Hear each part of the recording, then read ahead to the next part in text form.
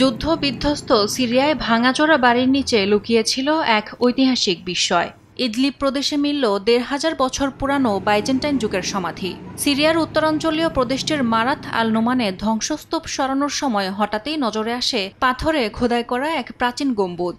দ্রুত খবর যায় প্রত্নতত্ত্ব দপ্তরে। পরে প্রত্নতত্ত্ববিদরা জানান এটি বাইজেন্টাইন যুগের একটি সমাধি কমপ্লেক্স, যেখানে রয়েছে দুটি চেম্বারে ১২টি পাথরের কবর।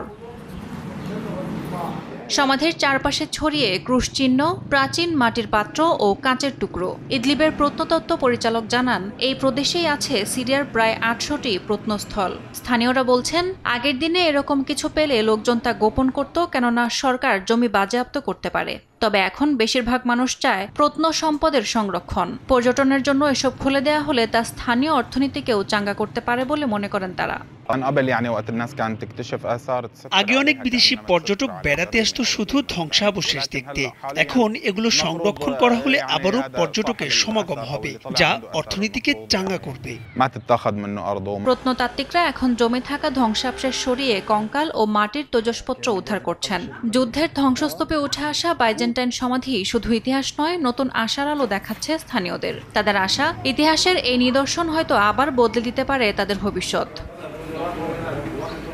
ইয়াসমিন অনন্যা, সময় সংবাদ।